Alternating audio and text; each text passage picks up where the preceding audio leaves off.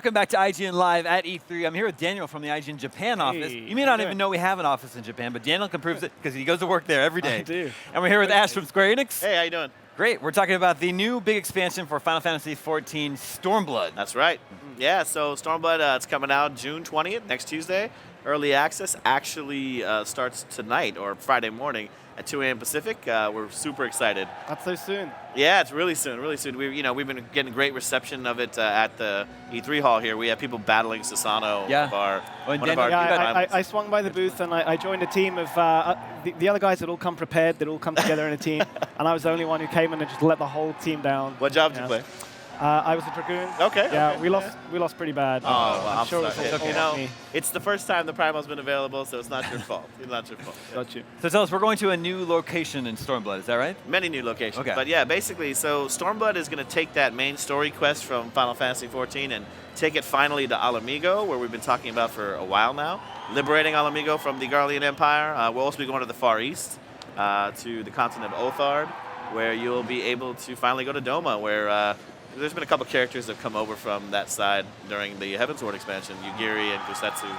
So now you're going to see that, and you get a whole new player city out there too, Kugane.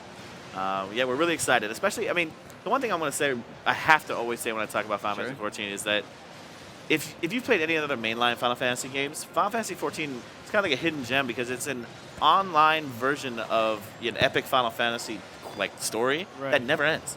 Yeah. And it constantly evolves with the new patches that we have coming out. It's just a mainline Final Fantasy story that like people just haven't experienced as much maybe as say some of the other ones. Sure. But we can't wait for other people to kind of continue that journey here. That's why I wanted to ask you about that. Final Fantasy 15 is out. That's right. Now we're getting a new big expansion for 14. Like, is 14 still going to be going after Final Fantasy 16 is out? We like, hope. Is that the idea? We hope for Final Fantasy 120 is still out. Wow. You know, like, why not? Cool. You never sort of lose count somewhere along the way? No, we try not to. You know, internally, I'm always calling it Final Fantasy 14 online because I like to make sure that I remember that online, it's a platform, right? It's a service. It continually evolves. So. That's cool. You've introduced a new antagonist for Stormblood. Is it Xenos? There? Xenos, yeah. So he's kind of like our Kylo Ren, right? He's the big bad right cool. now. Right. So he's the Emperor's son. Okay. So he's kind of our big bad. You know, Is he as emo as Kylo Ren is? he might be. Okay. Does he have a lot of hair under his helmet? Yeah. That somehow magically fits in place? You know, you may or you may not see him without his helmet. I don't know. I don't know if you guys checked out the trailer. He looks like a pretty big badass. So, Cool. yeah, Okay. yeah. You know, the other thing too is, I mean, the big thing with this expansion is we're getting 2 new jobs, right? The Red Mage and the Samurai. These are fan favorite jobs from the franchise, and we're finally bringing them into Final Fantasy XIV online. And you know, I have a level 60 Black Mage, so I'm partial to probably trying out the Red Mage more because it's kind of a hybrid DPS from range as well as melee. Your Samurai is a little bit more of a typical melee DPS, but you know, you've got so many cool new options with all the existing jobs because Yoshida-san and the development team have overhauled the battle system. So there's actually, they streamlined it a lot. And if you notice on the screen right now, if you're watching some footage, you'll see that red sword up there and those 3 icons there. It's part of the new job gauges, which helps individuals who are playing their jobs have better timing with, you know, timing exactly what you want to do with your job action based on what's on the job gauge there, and it gives you a good indication of when to do things. So it's just, you know, part of the overhauling of that as well. There's a lot of really cool new features that, you know, that Stormblood's bringing out, and the battle system revamp is just one of them. So Speaking of new features, there's one thing I was kind of interested to ask about. Yeah. You have new areas, new boss characters, new classes. One thing that these people that I was lining up with to play yesterday were super excited about, new furniture. Yes. So, you know, the one cool thing about being an MMO is you have some of the tropes of being MMOs. Housing, customizing your airship. Obviously, with that customization comes the furniture options, whether it's an apartment or a house with your free company. But, you know, there's also PvP, you know, the side quests, all the quality of life stuff for queuing for dungeons. But, you know, I started playing Final Fantasy XIV and mainly played as a solo player for a long time. But I started to really start grouping up with people as the story kind of helped guide you into some of the dungeons, and started queuing with them, and I joined a free company, and now it's become a, you know, kind of a thing that I'm doing with a bunch of my friends. Sure. So it's cool. But I've been playing MMOs since the 90s and Ultima Online and, you know, World of Warcraft, Star Wars, The Old Republic. This game has all of the things that have been learned throughout the years. Yoshida-san has done an amazing job of just analyzing all the other MMOs in one and taking all those elements and bringing it into his game, and then applying that JRPG, that mainline Final Fantasy, on top of it. Yeah. And you know, if you're a fan of either Final Fantasy or MMOs, it'll speak to you either way. I mean, this is the very rare Japanese MMO also, right? Like, Sure. I can't even think of another one that's like reached this level of success. So. Yeah, you know, it was rough for a minute. You know, the original launch of Final Fantasy 14 wasn't necessarily highly regarded. You know, But you guys, like, to your credit, you totally turned it around. I don't think it's ever been done in the industry to kind of see such a total revamp. And if I can plug something, I got to plug Danny O'Dwyer's No Clip. He's actually doing a documentary on the rebirth of Final Fantasy 14. So I think it's going to be really cool. It's coming out soon. Very cool. But it's a really crazy story. And, you know, from A Realm Reborn to Heaven's Ward to Stormblood now, we're hoping to be able to continue that success of being able to put out quality content. And like I said, I've been around the MMO game for a bit. Sure. One thing that this team does better, almost I think anybody, is this patch cadence. Every 2 or 3 months, you're getting new dungeons, you're getting new quality of life improvements, a lot. Yeah. Yeah. And Stormblood itself is a pretty substantial expansion, right? You get 10 levels. It's an entire new game's worth of content, right? Yep. Multiple zones, new levels. This is going to last you hopefully another 1.5 years, 2 years. Especially with all the patch content that comes out after, it's never going to end. Yeah. Yeah. Because Final Fantasy is obviously a series that's so story-driven, and most of the the regular numbered games in the series, they have a grand story to tell. When you're dealing with an MMO where people play it over a period of years and you continue to add new content, how do you make that sort of Final Fantasy-esque world come to life? Well, I think part of the storytelling is to take some of the same motifs and themes that you see in these mainline Final Fantasy games, this epic journey of being a warrior of light, and take that to this MMO, but still allow the cinematic experience to be there for you, because you're going to go on a journey of meeting a bunch of friends, losing friends. You're going to be political intrigue. There's going to be everything that you get, and all the themes you've seen for all these other Final Fantasy games, just constantly evolving here every few months. And you get, obviously, that main one when you get the game itself, or the expansion itself, and that lasts you just as long as your typical, or if not much longer, your typical boxed product Final Fantasy game. But as I said, that story just keeps continuing. And now, if you're asking me how they make the storytelling click to make it feel that way, I can be honest, I'm not one of the writers, I'm not one of the developers on the development team, but I feel it as I play it. And it's kind of a hidden gem. If you go to some of the communities, whether it be our own community or you go to Reddit, NeoGAF, they constantly say that it's kind of one of the hidden mainline story Final Fantasies that not as many people have played. Yeah. And they love it. Yeah, it's a hidden gem for them.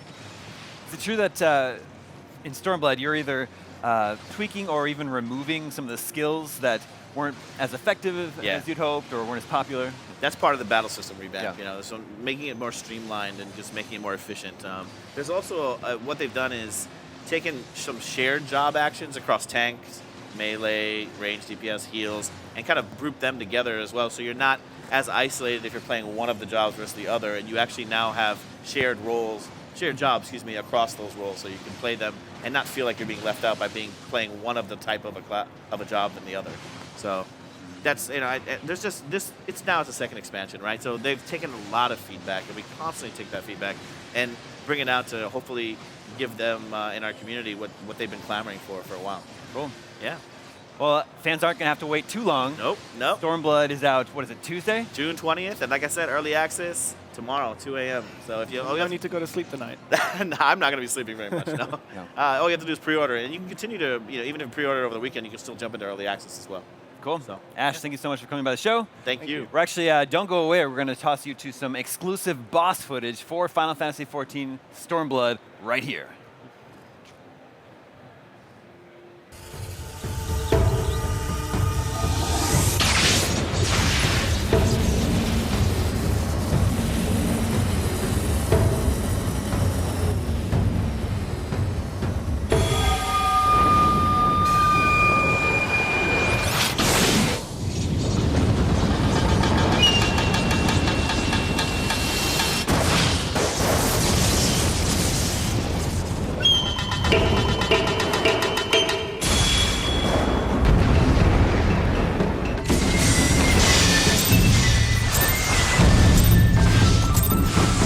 Let the rebels begin!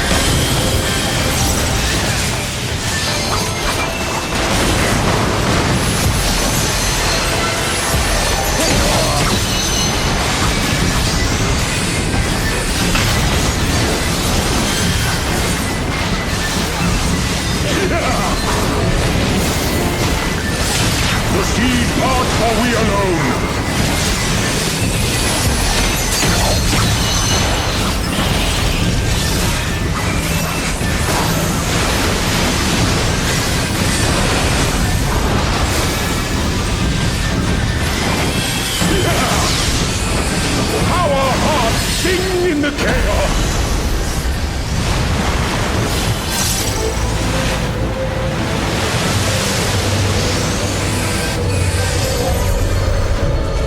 Wild and pure and forever free!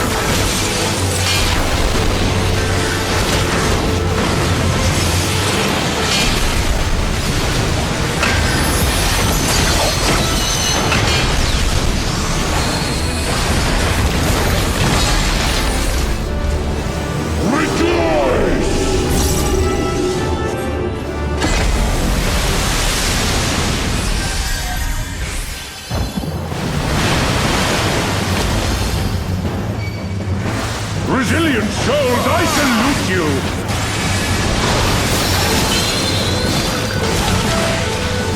Earth and stone at our beck and call!